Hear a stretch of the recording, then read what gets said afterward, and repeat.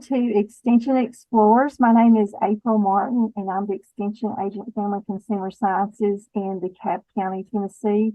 We are so happy that everyone is able to join us today. Before we get started, we are going to be recording this session, and it will be available following the session. We will be sending an email out at a later time to access the recording. And you can be putting questions in the chat if you choose, and we'll hold all the questions to the very end, but you can also put those in the chat as well. We'll address those at the very end. So I'm happy to introduce our speaker for today. Dr. Chad Carr is from the University of Florida, and Dr. Carr grew up in Bethpage, Tennessee, right here in Tennessee, near Gallatin, on a diversified livestock operation.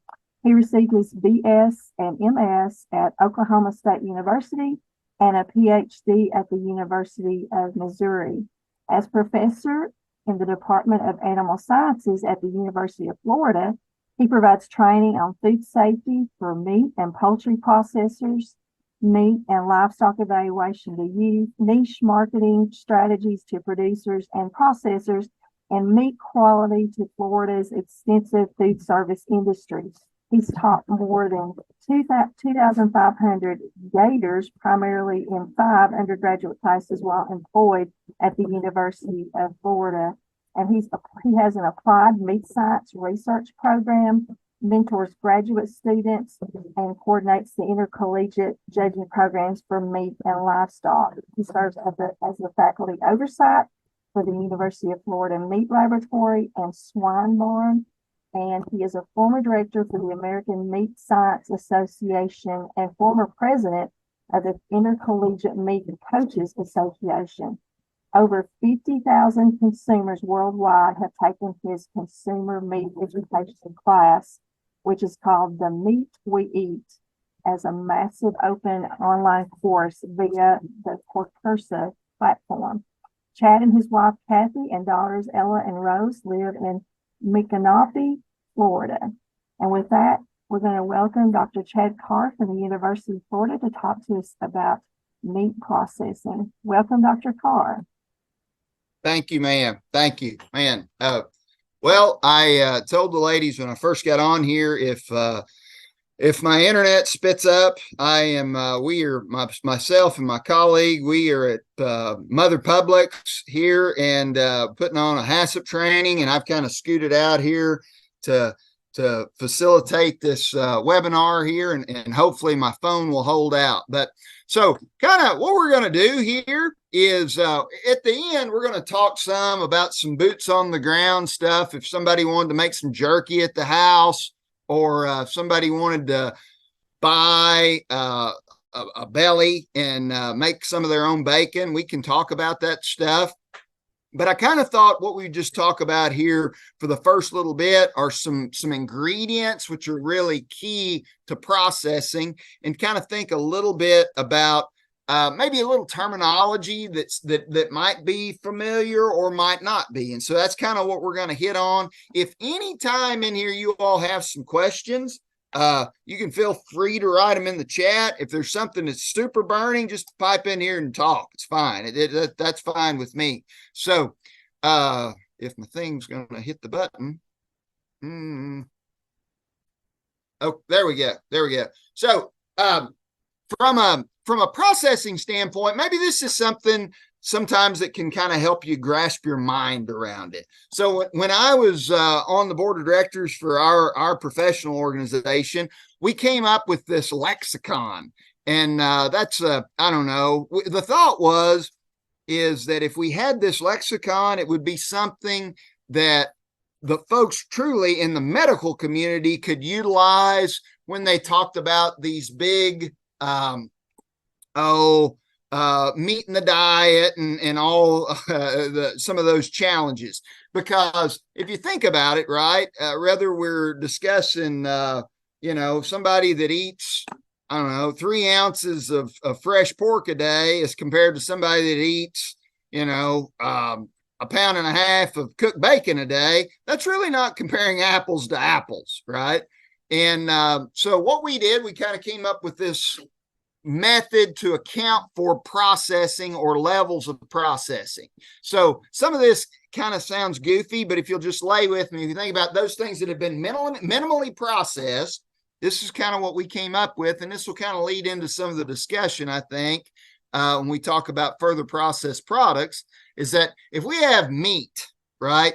Fresh meat, chicken breast, a chuck roast, a pork loin, something that has not been altered or had an ingredient added whatsoever. We talk about raw meat. And when we say intact, that means that it hasn't been ground or it hasn't been needle tenderized. For instance, if you go and you eat a steak at a Longhorn, if you eat a top sirloin steak from a Longhorn, that steak almost for sure has been needle tenderized. It's not had an ingredient added to it, but it's no longer intact.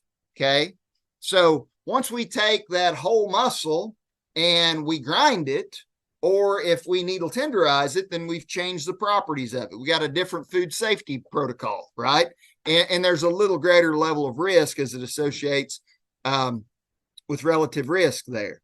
So raw, non-intact. If you eat kidney, liver, tripe, any of that, those would all be offal products. And they've been minimally processed, not exactly the same as a whole muscle cut.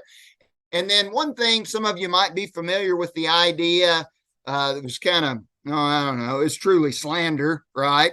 But what the Beef Products Incorporated company, they made a product that was called lean, finely textured beef about 10 years ago.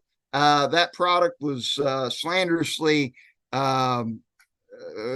defamed by ABC personnel. They called it pink slime. That product it has been modified, right? In terms that we have had this stuff that's high percent fat.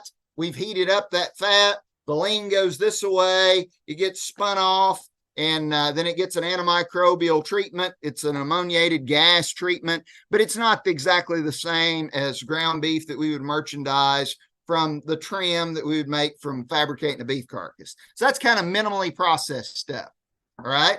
So we got fresh meat that's potentially been ground. We have, chicken livers or gizzards or whatever would be an offal product. And then this lean, finely textured beef would be a pretty common product for lean recovery. Everything else, when we've added an ingredient, we're going to kind of quantify that as being further processed. Okay. When we add an ingredient and or we've heat treated it under commercial application, it's further processed.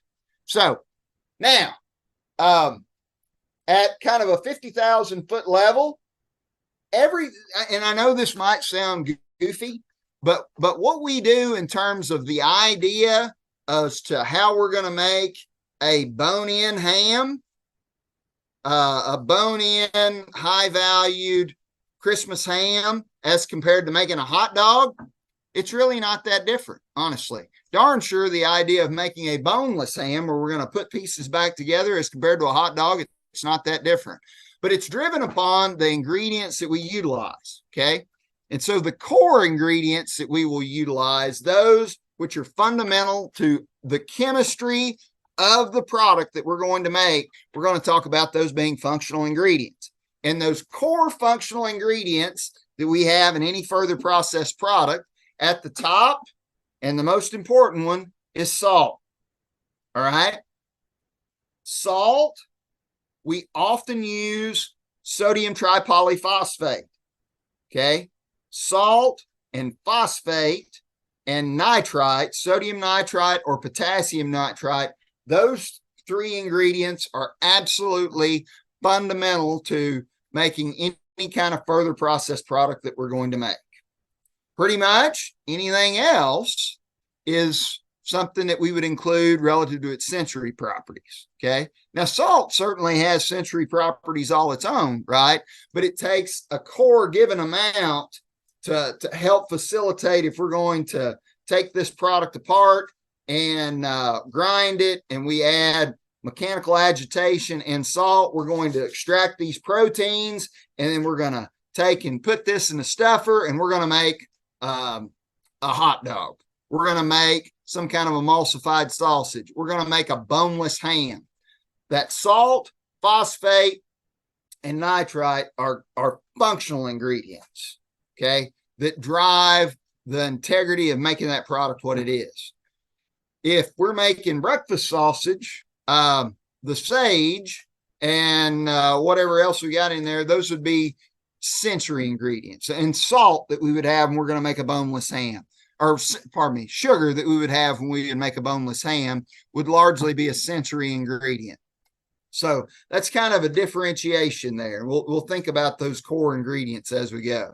So I kind of made reference to this just a second ago, but I grew up in Tennessee, and part of my pedigree would be folks that make country hams, right? I love a country ham. It is my wife, she's from northeastern Oklahoma. And still to this day, she kind of thinks, regardless of how good the ham is, she kind of, she thinks it tastes like feet. Man, I love a good country ham. And so as folks came from all over the world to the New World, right, they brought their art and science of meat processing with them. And we really had always just used salt as a preservative, right? And you all in your group here are very familiar with the functionality of salt. And kind of what happened along the way, they kind of identified that as we were salting and drying these different goods, that some salt worked better than others, right? And ultimately, the nitrate, okay, in this instance, we'd be talking about potassium nitrate, but certainly we mine some sodium nitrate out of the ground as well. What that is it has fixated nitrogen to that salt, okay? And we noticed that if we had some dried meat that had this particular salt in it, that it preserved much better over time, and it changed the color and the mouthfeel of this meat, okay? And so truthfully, the nitrate, which is present in saltpeter, it is a contaminant. It truthfully is, right? But now that we know kind of where this is, and we're mining specific sodium nitrate, which ultimately then is reduced to sodium nitrite, it is utilized extensively it's a core ingredient in curing meat for sure. So, and that kind of comes in like a goofy deal there, but if you think about how we process products and why we do it, in 2-3 generations ago, the reason that we process products, it was to take in the time of plenty and be able to preserve so that we had some in times of little, right? We would take and kill hogs in the fall of the year, and we would put hams in salt or bellies in salt. And then as those products were cured, that ultimately then we could then slice that and we could utilize that throughout the rest of the year. In a modern meat processing system, there's certainly the art and science associated with that, which is a part of that. But the reasons that we process meat now are drastically different, obviously, right? A huge percentage of what we merchandise is completely consumer ready to eat. We're going to portion it, size it, have variety of flavors. We're going to improve the palatability of the product. So we're going to alter its composition. Okay. So the reasons that we do those things today are much different than what they were 2-3 generations ago. Right. And we can get back to I will send these slides and you all can watch these YouTube videos, which talk about some processing at you all's convenience. But, so at a 50,000 foot level, again, regardless if we're making a boneless ham or if we're making fresh sausage or making a hot dog, what we are going to do, we're going to have some particle size reduction. And the most common first step with that would be grinding, right? But there certainly would be some folks that would do that a little bit different. And then once we do that, we add these core ingredients, because what we want to do, if we're going to make a boneless ham, we're going to reduce the particle size, and then I'm going to incorporate salt. That salt is going to help me extract protein. And we, as a meat scientist, we talk about contractile proteins. That those two ones are myosin and actin. From a processing standpoint, we talk about salt-soluble, heat-coagulable proteins. We extract these two main proteins, myosin and actin, which are at the fundamental level associated with muscle contraction. We extract those. Salt and agitation help to do that. It makes the surface tacky, and we push this back together. And then when we cook the product, it will solidify and have the mouth feel like it's a whole muscle cut. That's really what we're trying to do if we're making a hot dog or whatever we might have there. So we'll include those ingredients. We will reduce particle size, and then we will mix it together. The agitation of that will help to extract those proteins, which then we'll put back together. And then several of these steps right here, again, it is rather we're going to make an emulsified hot dog that's going to go into a, I don't know, 3/4 inch casing, or if we are going to make bologna, which is going to go into a 4-inch casing, or if we're making a big log of a boneless ham that's going to go into that 4-inch casing, the concept is all kind of the same. It'll be stuffed into that casing, and then it will ultimately be linked and tied and then smoked and cooked. Okay. And then that product will be chilled, and then we'll take the casing off, then we'll go into its final packaging. Let's say in the case, it does say something here on this slide about fermenting.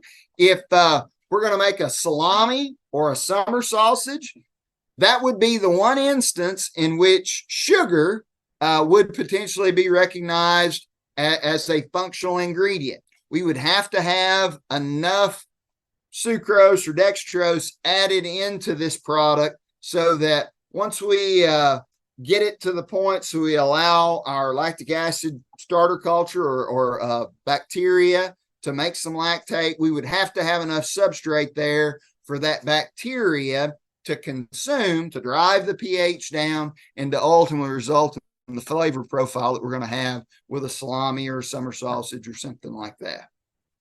So this is the background in science associated with meat processing and meat color. Let's go forward here to this picture. It kind of does a pretty good job. So if you see this picture up here in the corner, it's got a strip steak there, and it says myoglobin.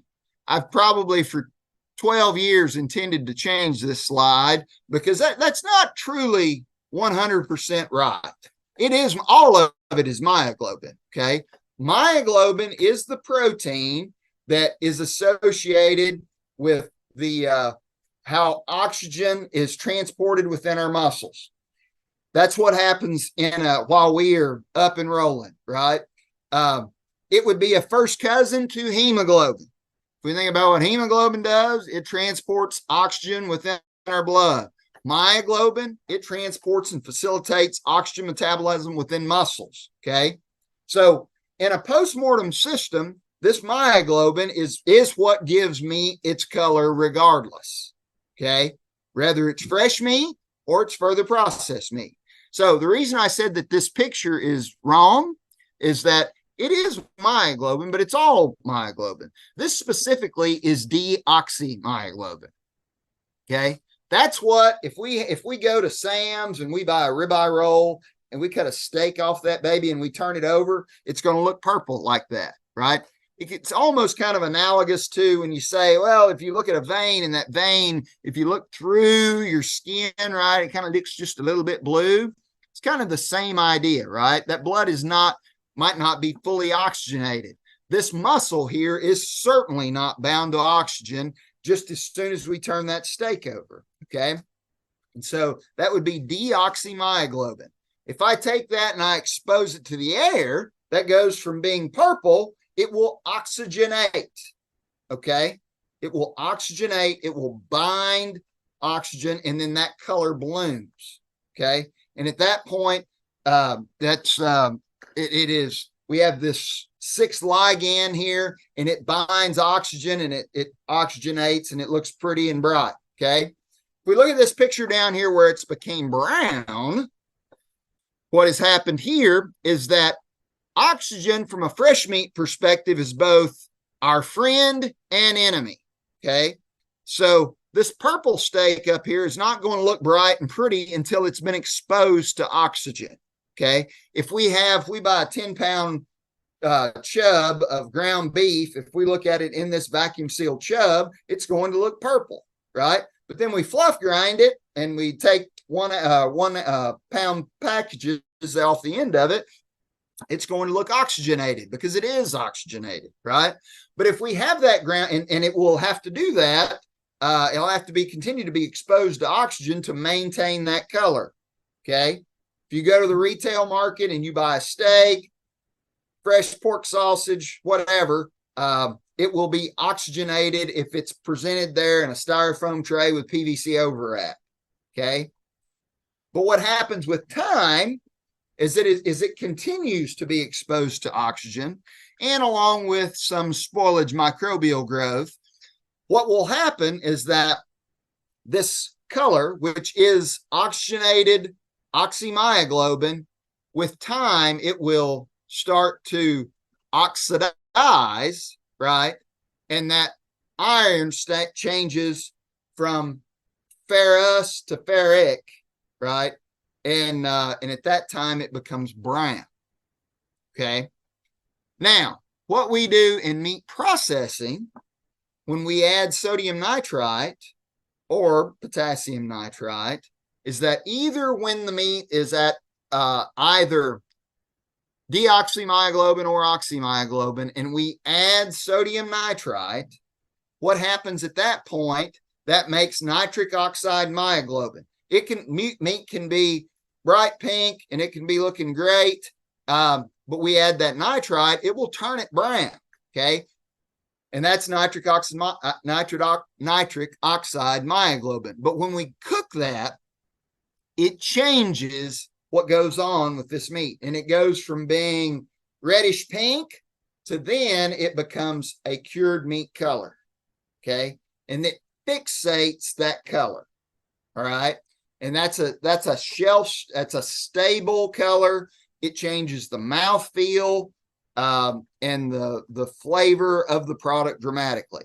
So, because in a modern system, the reason that people like ham is not because they just got used to what ham tastes like, right? And so people like the mouthfeel and taste of a cured ham, for instance. And it's the nitrite which helps to facilitate that. Okay. So here's some other pictures of this. Here's, I don't know, it's a piece of ham, and we add nitrite. It binds with the myoglobin protein. It'll make a little nitric oxide myoglobin. It'll lose a little bit of nitric oxide to the atmosphere, not much, but then it's heated, and then it makes this stable cured meat protein there. So here's one deal that we get a lot of questions on. Okay. So if you see this slide here, you can see this is a package of hot dogs here, and it says in bold, all natural, uncured Franks. This was one of the things that the federal government, this was a screw up, right? In Chad's estimation, because when you get down to it, that's not true. If we are merchandising a hot dog or any kind of cured product and it says uncured, then that product is going to look gray or brown, right? And if we cut into this hot dog right here, it will look like cured meat. It will have the mouthfeel of cured meat. And so what has happened with this, and this is one of the things that this is a consumer education deal. almost everything that is merchandised is uncured. If you look in the small print of that, it will say, except for the naturally occurring nitrate and or nitrite, which comes from a root vegetable. Most often it would be celery salt or celery powder and or from sea salt. Okay. And so nitrogen, if we think about the nitrogen cycle, nitrogen is fixated within many root vegetables. If we take celery, there's a lot of nitrate in celery. Okay. If you've ever made a meatloaf and put celery in it, there'll be pink spots around it when it comes out of the oven. That nitrate, what industry has done, they have converted that from pre-converted it from nitrate to nitrite to make nitrite, which then goes into a lot of these further processed products. And it says that it's uncured, but that's not right. It just comes from, instead of being sodium nitrite that's been mined out of the ground, it has just been pre-converted from nitrate, which was in the root vegetable, to sodium nitrite, to now this pre-converted celery powder. There's also some naturally occurring nitrate in sea salt, etc. But anyway, yeah, to me, that truthfully is consumer deception. If we think about consumers, right, they are phobic of something that they don't fully understand. The average consumer has no concept of what nitrite is. So with that, that's one of those things that this is blessed fully by USDA FSIS, right? And probably whenever this came through, probably 15 years ago, they had the opportunity to get this squared up. But that's not the case, and now it'd be too far down the line, right?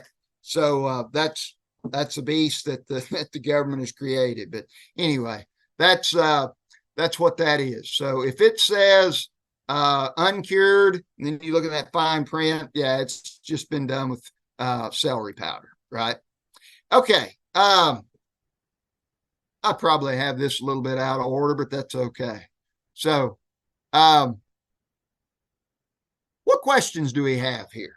Does anybody have any questions with anything that I've discussed so far?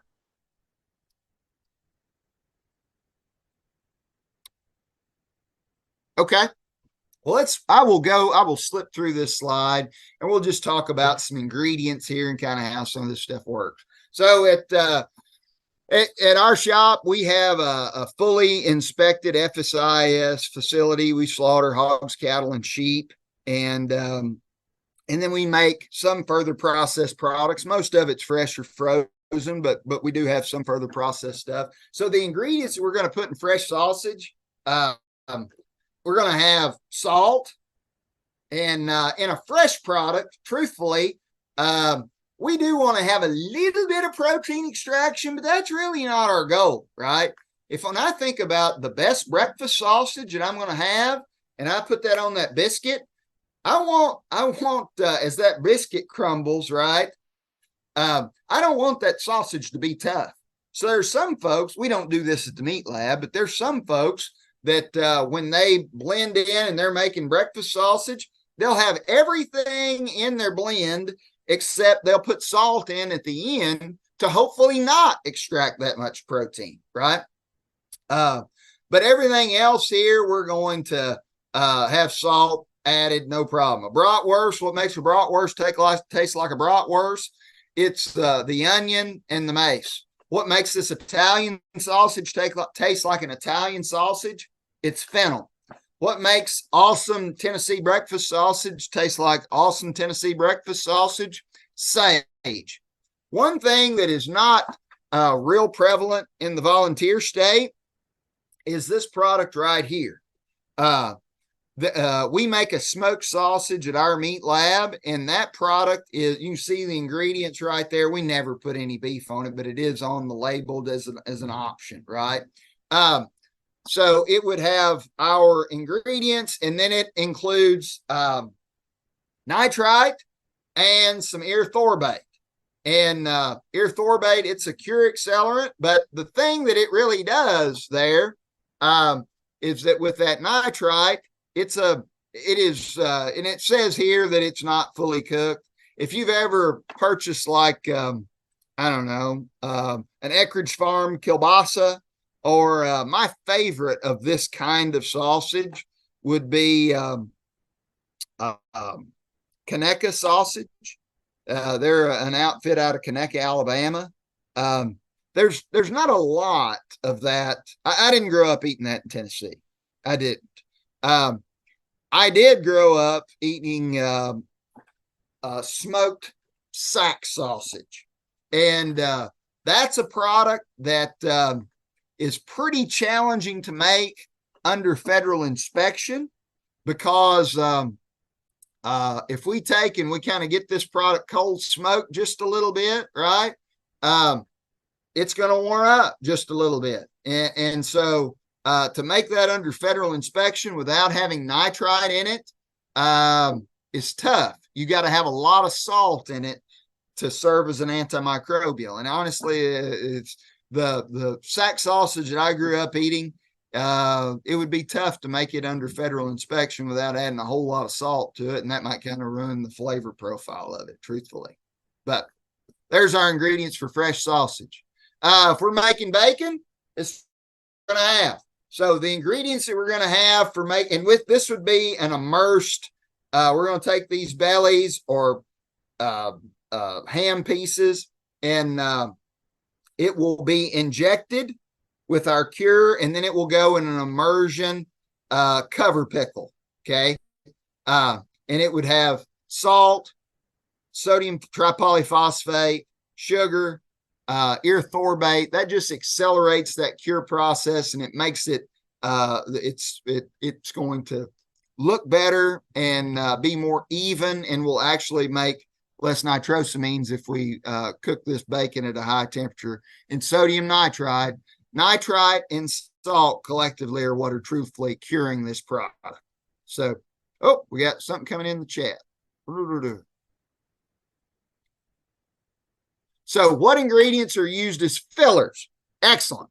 So if we're going to make a hot dog, a filler product would be something if, we're going to try to cheapen up our meat block, right?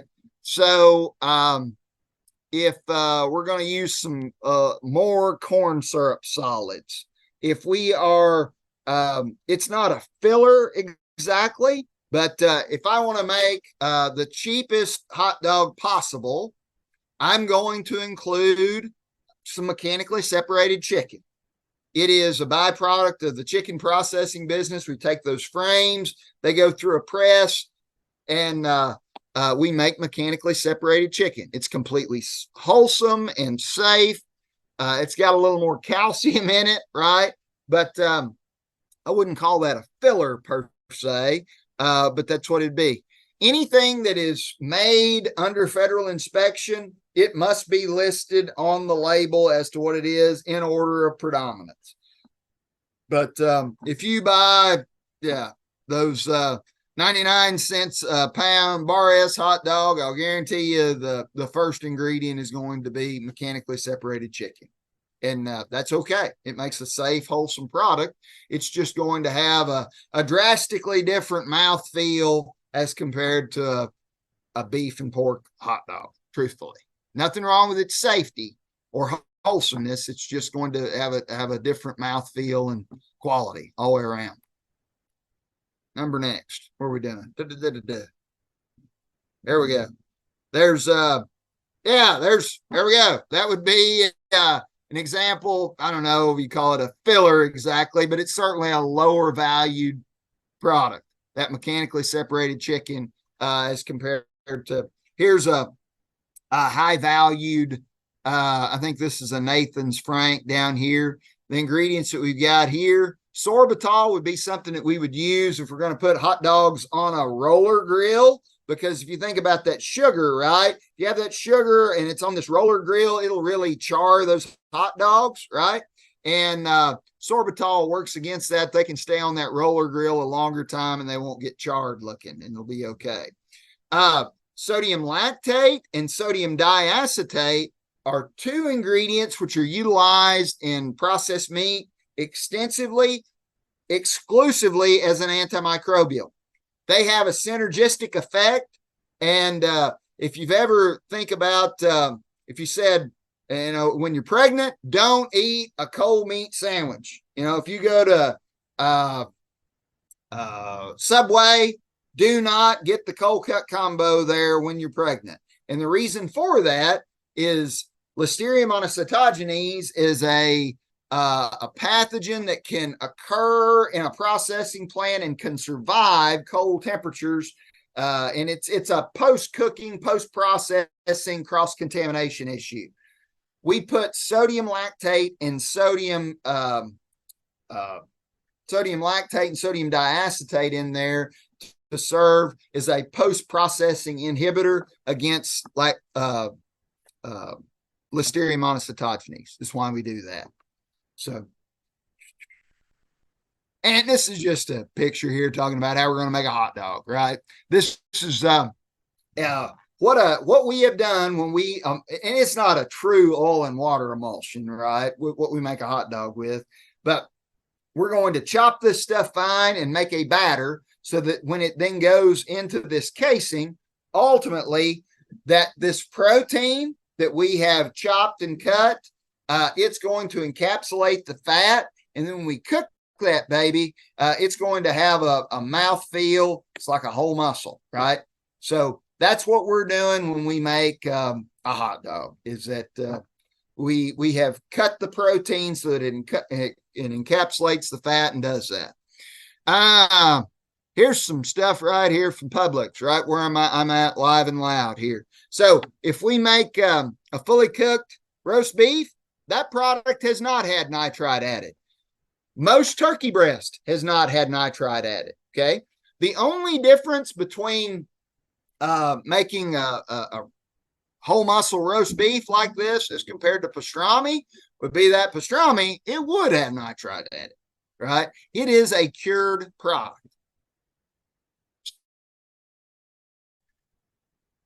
Yeah, so overconsumption of nitrites. So the concern with nitrites is that if I take a product which contains nitrite, and if I cook the situation where we most often have any kind of challenge would be in the development of a product called nitrosamines. Nitrosamines, they are a carcinogen, okay? And nitrosamines are almost never formed in anything except when we are going to take something which contains nitrite and then we really burn it, okay? So with this deli type product, the chances of having appreciable nitrosamine formation is very, very minimal. But when we take bacon, okay, and especially if we really burn bacon, and we do this consistently, and then we take that bacon grease and we make our gravy, that if we are making our gravy with that bacon grease, there is going to be more nitrosamine in the fat remaining from that hard fried bacon than there would be in any other instance, right? And so if we're doing that a lot, that would be the concern, right? Nitrosamines are a known carcinogen. That is for sure. Unless you are just consuming bacon gravy every morning, I think it's probably not that big of a concern, right? Also, from a meat in the diet standpoint, there has, I guess, 3 or 4 years ago, IARC, which would be kind of an extension of the WHO, they kind of quantified that all meat is a carcinogen, right? And that also, I think, goes along with the air in California. It's kind of the same idea, I think, right? Everything to some extent, right? I think the IARC, which stands for the International Association for Research on Cancer, I I think there's only been one compound that they have ever assessed, which they didn't find to be some level of a carcinogen. But most of the data there, as it associates with meat consumption and if there is a tie, it's probably to colon cancer, and it's pretty weak at best, right? So obviously I am biased, no question about it, right? I am biased. I am not an unbiased third party, but I certainly think that fresh meat can be a very wholesome and viable part of a diet, and certainly some processed meat can be as well, right? From a processed meat standpoint, I think the concern would be much greater relative to the amount of sodium that you're consuming potentially as compared to anything relative to being a carcinogen. But anyway, that's Chad's. There you go. Good enough with that. Number next. What we got? Hit the button. I'm trying. Maybe I've upset the apple cart. It's coming a terrible thunderstorm here in Lakeland, Florida. So maybe I don't know. Maybe my phone's out. Can you all still hear me? Yes, we can. Yes. Okay. Well, I am hitting the button to advance my slide, but nothing's happening here. I'll hit it this way. That's fine. Man, I love salami, right? I love salami. And if you want to make salami, it's a fermented product, right? And it has to be, you can do it one of two ways, and I'll show you that in just a second. Good. All right. Still going. So over here, we can see that we've got lactic acid starter culture. It's been included in all of this here. A summer sausage, it's not hardly going to be as dried as the salami product is. If you can see here, it says natural flavors on this, and it includes celery powder, right? So that's the cure. That's the nitrite. But we're going to reduce the water activity and reduce the pH with the salami. Not as much as it's going to have the water activity reduced if we're making jerky, obviously, or country ham, but in that ballpark. This would be European country ham. This would be prosciutto. And there is enough microflora present on this pork and there is enough nitrate which exists within sea salt that you can make a country cured ham or a prosciutto without using sodium nitrate or nitrite. You can do that. And if you look here, that's what this product is. It has no nitrate or nitrite added, and it has done that as such. And then here's just in Tennessee speak, as I would have grown up knowing this is a city ham, right? This would be just like we make bacon at the meat lab. Okay. So let me see. I want to get to this at the end, and then we'll come back to some of this other stuff. If this equipment here, I've kind of talked about how this is going to happen, right? Here's an injector. If we got bellies or we're going to make a bone-in ham, there's some hams going in. We've got some inside rounds here that are going in. Almost, unless it's a dry cured ham, everything that's processed in this country, if we're making any kind of whatever, right, it's going to have an injection made into it for a further processed product, almost 100% across the board. All of it will. And then it most likely will have a cover pickle like this that it'll be pumped, and then it'll set 36, 48 hours before it'll go into further processing, right, for curing and smoking.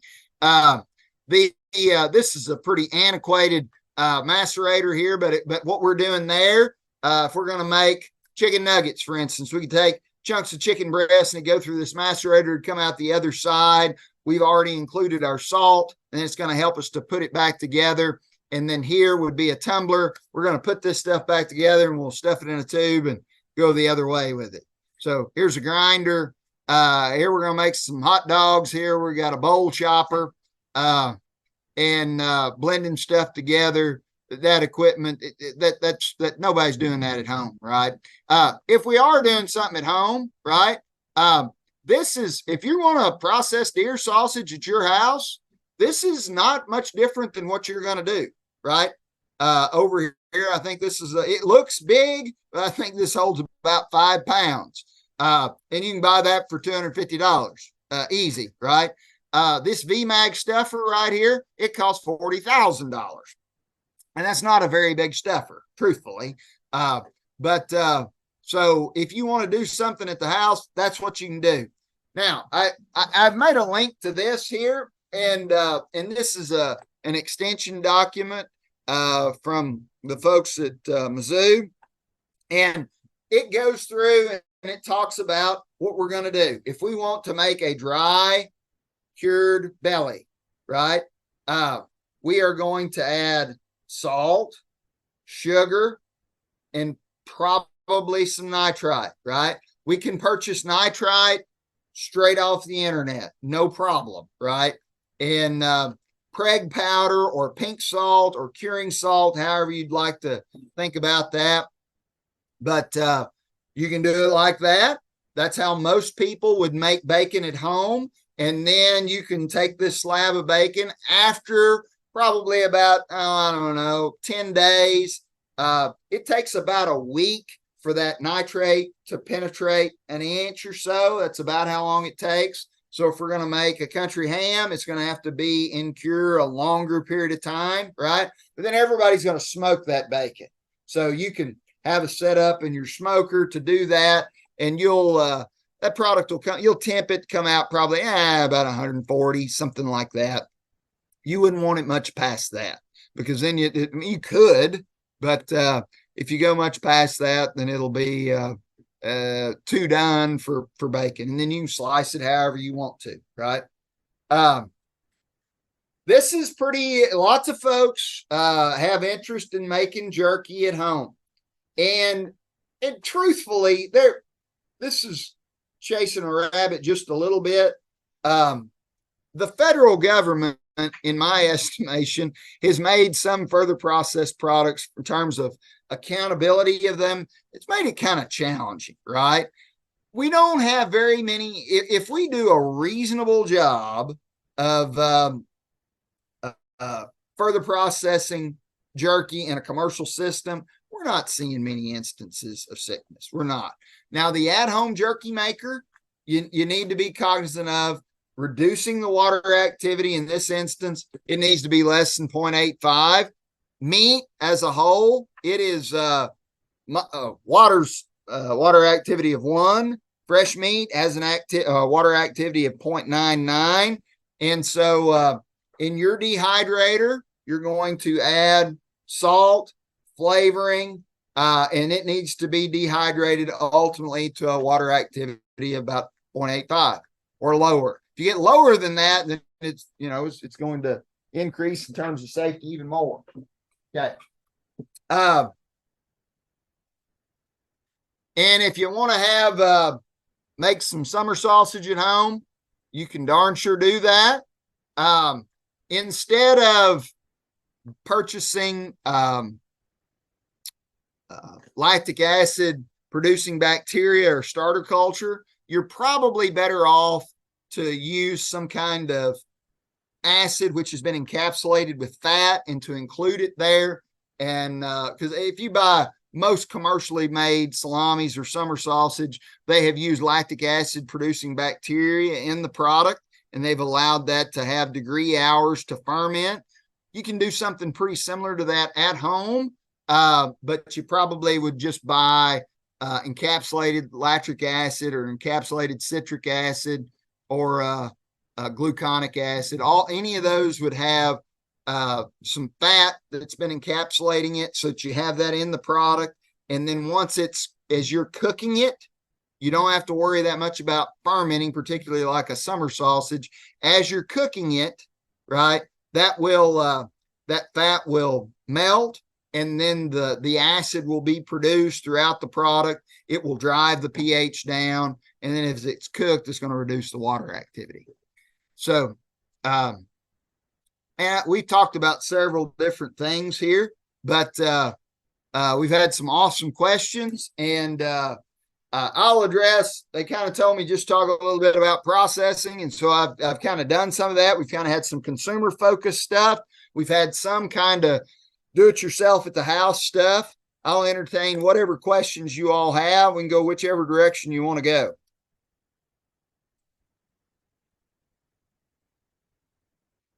Yeah. So how do you ensure that the water activity is at 0.85 or below? To make 100% sure, you probably need to have a water activity meter, which is not all that expensive.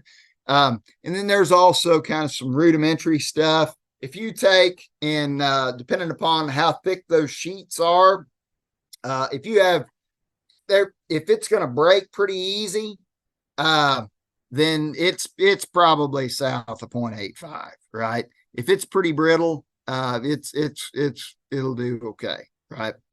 I think some of these, I think I have a link here for something maybe with summer sausage making. I know a lot of that's pretty popular. If you want to make summer sausage from deer, one thing, when folks are going to make deer sausage, regardless, deer's lean, right? It's very lean, and people think that it's going to be awesome. It's super lean. You need some fat, right? The best deer sausage that you're going to make is probably going to have, about 20% pork fat in it. That's Chad's opinion, right? Fat certainly improves. Fat will certainly improve the palatability of any kind of sausage whatsoever. What would be the process? Okay. What would be the process for taking a pork loin slice into ham? Okay. So if you wanted to make pork loin into Canadian bacon, you could take and find a recipe for at-home curing. You could immersion cure this, right? And you could include salt, whatever kind of garlic or flavoring you wanted, and then some nitrite. And then if you cook that in your oven or on your smoker, you could make pork loin into ham if you wanted to talk about that. But in terms of having that mouth feel for ham, you got to include some nitrite, and it's going to be included, about probably around 120 to 150 part per million. So whatever, as you look on your deal there, it'll tell you about what that needs to be.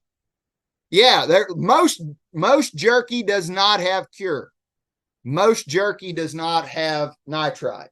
And you can include nitrite in jerky, but the kill step, truthfully, in most jerky is a combination of heat and drying.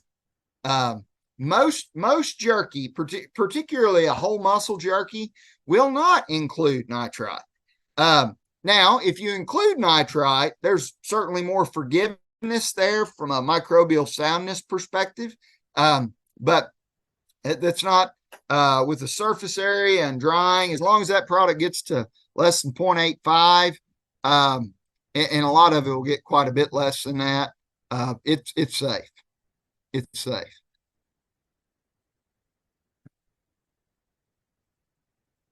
What other questions do you all have?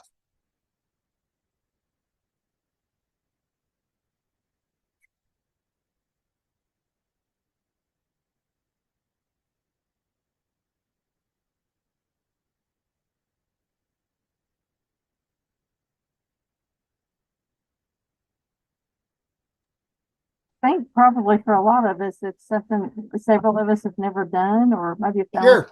only No, that's right. And it's probably, I think the only thing I've done in the past has been jerky. So it's, it may be for me anyway. It's like, I don't really know what questions to ask. And that's okay. That's fine. That's absolutely fine.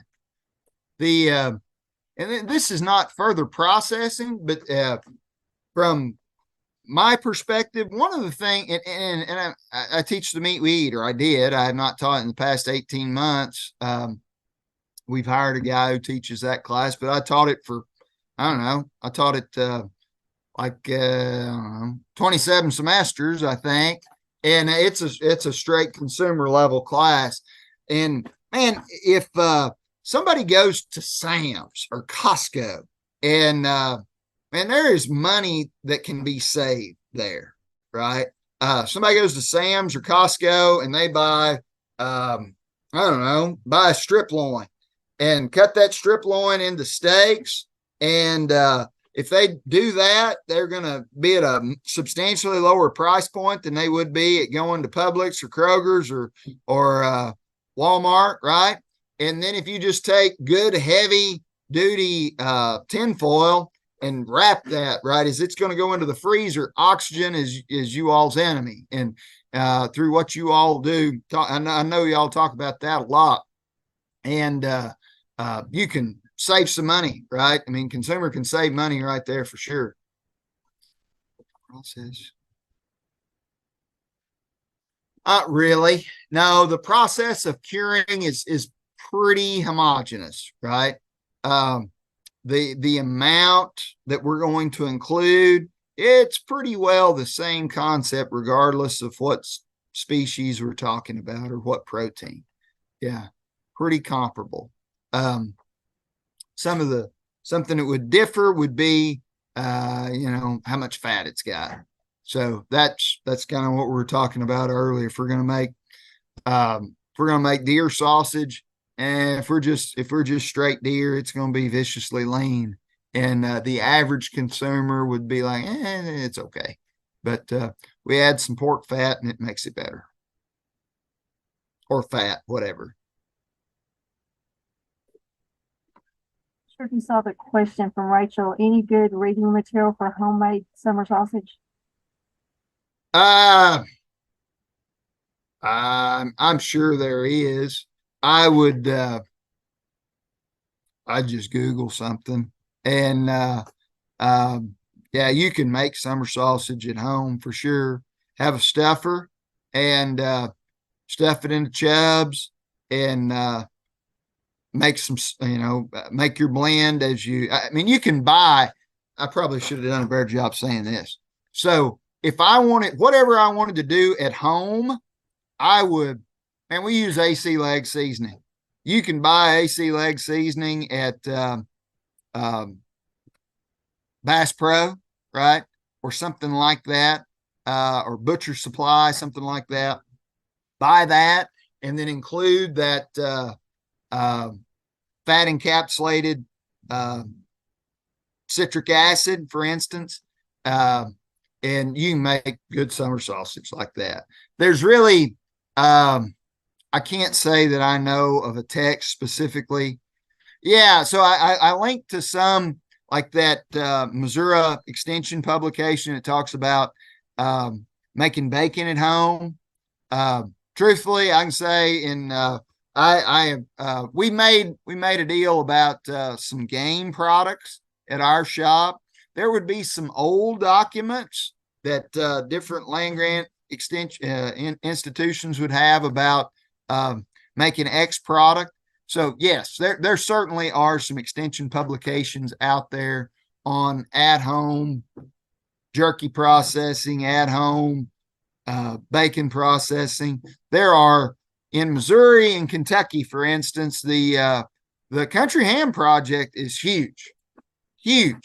I lived in Missouri for 3 years, and at the Missouri State Fair, the champion country ham, it'll go for some pretty serious money at the big Missouri State Fair. So it's a big program in the state of Kentucky as well. So it's too humid in our shop to do that consistently in Florida, but it could work good in Tennessee, that's for sure. So yeah, there are lots of extension publications out there that I probably could have linked to some more of them that I didn't, but I can do that as I correspond with Miss Martin.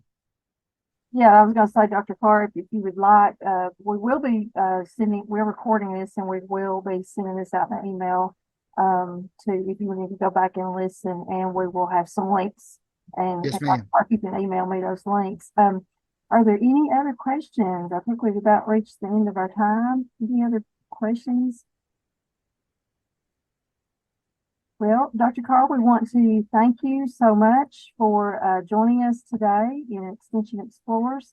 Hope everyone has really enjoyed this series. This is our last webinar in this year's series, and we will be working on some presentations for next year. So with that, Dr. Carr, thank you so much for Thank y'all. making yourself available. It was I learned what everybody did, and okay.